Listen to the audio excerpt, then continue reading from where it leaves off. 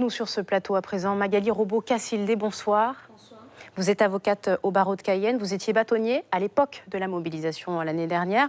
On l'a vu, la construction d'une cité judiciaire est envisagée de longue date, déjà en 1999, puis en 2001, également ensuite en 2016. 3 lieux avaient déjà été proposés dès 1999. Que s'est-il passé entre-temps ? Mais il ne s'est absolument rien passé. Vous dites 3 lieux. En réalité, il y a eu 4 lieux qui avaient été préconisés pour la cité judiciaire. J'ai fait partie d'ailleurs des délégations qui avaient été missionnées pour visiter ces lieux. Il y avait la caserne Noubert qui se trouve à Cayenne, l'ancienne maison d'arrêt de Cayenne. Il y avait l'hôpital de Saint-Denis et l'hôpital Jean Martial. Et tous ces lieux ont été jugés alors, la caserne Noubert a été jugée inadaptée. L'hôpital Saint-Denis a été préconisé pour le commissariat de police et puis Jean Martial a été préconisé pour un site culturel par le Conseil général, maintenant la CTG, sauf erreur de ma part. Mais alors du coup, que s'est-il passé exactement? Est-ce que les professions de la justice ont laissé tomber? Je suis un peu dépitée par ce que j'entends aujourd'hui. Parce qu'en 1999, nous étions mobilisés, donc les avocats, les personnels de justice, les magistrats, parce que nous n'en pouvions plus, donc ça fait déjà près de 20 ans. Et après, vous avez laissé tomber ou pas? Non, alors on n'a pas laissé tomber, mais la faute nous revient parce que nous n'avons pas été assez vigilants sur le suivi de ce qui avait été fait. Il y a eu des missions qui sont venues, il y a eu des études de faisabilité, et il n'y a pas eu de suivi et de vigilance de notre part, si bien qu'on a dormi sur nos lauriers et on n'a pas su être réactifs. Et du coup, 20 ans après, près de 20 ans après, il n'y a toujours rien.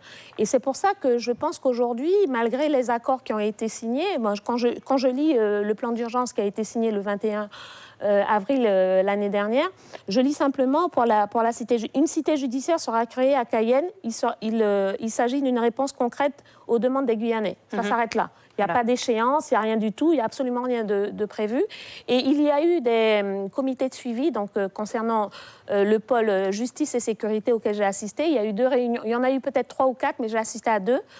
Et j'ai eu l'impression que celui qui menait les discussions n'était pas plus informé que nous. Il n'y a absolument rien eu. Je pense qu'il faut dire les choses comme elles sont. Il y a 1 an, on nous a promis beaucoup de choses et je pense que le gouvernement, enfin l'État à l'époque, a joué la politique de ce qu'on appelle chez nous Wipa Kagatezami pour les Antillais, Wipa Nipuchi.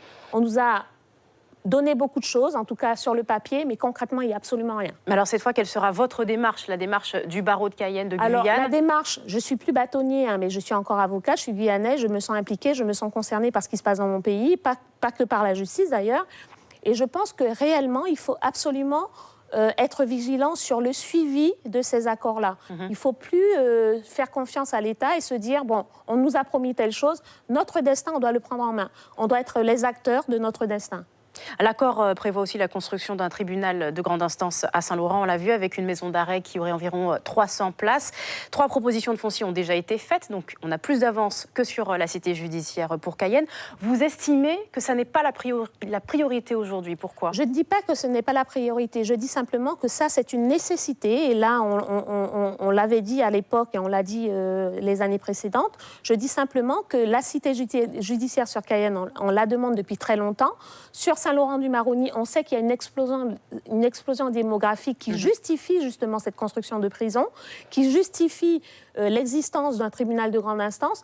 Et je pense que ces créations, ces constructions doivent être concomitantes. Elles ne peuvent pas être envisagées, séparées l'une des autres. Les unes des autres. Pour vous, l'accès au droit, pour tous les justiciables, est une nécessité, une priorité justement. L'état actuel de la justice en Guyane, et puis face aux annonces de réformes étudiées par le gouvernement qui sépareraient les juridictions par région et par domaine, comment garantir une justice effective pour l'ensemble des Guyanais? En tout cas, sur le territoire guyanais, ça n'est pas possible, puisqu'en l'état actuel des choses, on sait que la quasi-totalité des juridictions est concentrée sur Cayenne. On a le tribunal de grande instance, chambre détachée du tribunal de grande instance de Cayenne sur Saint-Laurent-du-Maroni. On a quelques audiences, mais il faudrait une vraie juridiction sur Saint-Laurent-du-Maroni. Et puis l'accès au droit n'est pas assuré. Quand nous, les avocats, alors que nous sommes 80, que nous assurons des permanences avec 75 avocats par mois, que nous devons, par exemple, assurer des gardes à vue sur Apatou ou bien sur des communes reculées, on ne peut pas les assurer parce que le maillage géographique ne le permet pas. Donc, il faut vraiment un accès au droit. Nous avons fait des efforts, nous, les avocats, en faisant, par exemple, l'avocat dans la cité, la pirogue du droit. Il y a eu dernièrement sur Saint-Georges-de-l'Oyapock le bus des avocats. Mais on ne peut pas tout faire parce que nous ne sommes pas suffisamment nombreux, que la configuration géographique ne le permet pas. Il faut que l'État envisage des choses beaucoup plus concrètes. Merci Magali Robocassilde pour ce retour sur l'accord de Guyane et les événements qui l'ont précédé.